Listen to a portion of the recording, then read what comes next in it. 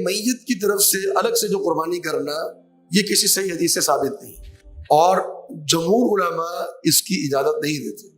اکثر جو ہمارے سعودیہ کے علماء ہیں، جو برے صغیر کے علماء ہیں، وہ یہ کہتے ہیں کہ میت کی طرف سے الگ سے قربانی کرنا چونکہ کسی صحیح حدیث سے ثابت نہیں ہے اس لیے قربانی نہیں کی جائے گی، لیکن بعض علماء اس کی اجازت دیتے ہیں، اور واللہ اعلم میرا اپنا بھی اپنی تحقیق کے مطابق اسی طرف رجحان ہے۔ اس کی 2-3 وجوہات۔ ایک وجہ یہ ہے کہ قربانی کی جو عبادت ہے یہ مالی عبادت ہے، اور مالی عبادت جو ہے وہ کسی اور کی طرف سے کی جا سکتی ہے۔ مالی عبادت کسی اور کی طرف سے کر سکتے ہیں، جیسے عمرہ ہے، جیسے حج ہے، جیسے صدقہ ہے، جیسے مسجد بنوانا ہے، جیسے کنواں بنوانا ہے۔ تو جتنی بھی مالی عبادات ہے وہ میں کسی اور کی طرف سے کر سکتا ہوں، جسمانی عبادت نہیں کر سکتا۔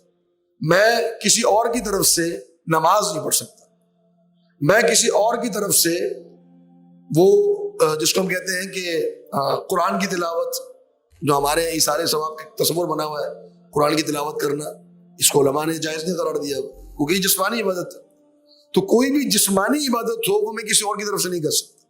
مالی عبادت کی اللہ رب العالمین نے اجازت دی ہے۔ جسمانی عبادت میں سے صرف روزہ ہے، وہ لازم ہے وارث کے اوپر کہ وہ اپنے جو شخص فوت ہوا ہے، والد ہے یا والدہ ہے، اگر اس کے روزے رہ گئے تھے اس کی جانب سے جتنے رہ گئے اتنے پورے کر لے، بس نفلی نہیں رکھ سکتا۔ نفلی نماز، نفلی روزہ، نفلی عبادت جسمانی وہ نہیں کر سکتا۔ مالی عبادت کر سکتا ہے، مالی صدقہ کر سکتا ہے، مالی جو ہے وہ حج کر سکتا ہے، عمرہ کر سکتا ہے، تو یہ عبادت کر سکتا ہے۔ تو قربانی مالی عبادت ہے۔ اور پھر قربانی ایک ایسی مالی عبادت ہے کہ جس میں کسی اور کی نیابت بھی کی جا سکتی ہے۔ مثلا مجھے کوئی شخص کہہ سکتا ہے کہ جی آپ میری طرف سے قربانی کر دیجیے گا، اب نیابت بھی ثابت ہو گئی۔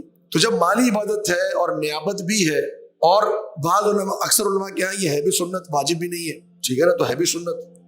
تو 3 چیزیں جمع ہو گئی ہمارے پاس، مالی عبادت کا ہونا، اور اس عبادت میں کسی اور کی نیابت کرنا، ٹھیک ہے، اور تیسری بات کی اس کا سنت ہونا، یہ واجب عبادت بھی نہیں ہے۔ تو لہذا ان 3 اگر امور کو دیکھا جائے تو واللہ اعلم یہ بات کسی حد تک اس میں گنجائش نکلتی ہے کہ فوت شدگان کی طرف سے قربانی کی جا سکتی ہے۔ اگر کوئی میرے ورثاء، میرے سرپرستوں میں سے یا کسی شخص کے والدین ہے، اپنے والدین کی طرف سے قربانی کرنا چاہے تو واللہ عالم قربانی کی جا سکتی ہے، اگرچہ ایک بڑی تعداد علماء کی جو یہ کہتے ہیں کہ جی یہ کسی صحیح حدیث سے ثابت نہیں ہے میت کی طرف سے قربانی کرنا۔ لیکن صحیح حدیث سے ثابت تو کسی کی طرف سے مسجد بنوانا بھی نہیں ہے، کسی کی طرف سے اور کوئی ایسا عمل کرنا بھی نہیں ہے، لیکن وہاں پر علماء جو ہے کچھ اصولوں کو ذکر کرتے ہیں۔ اصول وہی ہے جو میں نے ذکر کر دیے کہ مالی عبادت کا ہونا، نیابت کا ہونا، وہی اصول یہاں پر بھی قربانی میں ہوتے ہیں۔ تو بہرحال میں پھر وضاحت کر دوں کہ یہ ایک اختلافی مسئلہ ہے، اور علماء کی ایک بڑی تعداد جو ہے وہ اس کے قائل نہیں ہے۔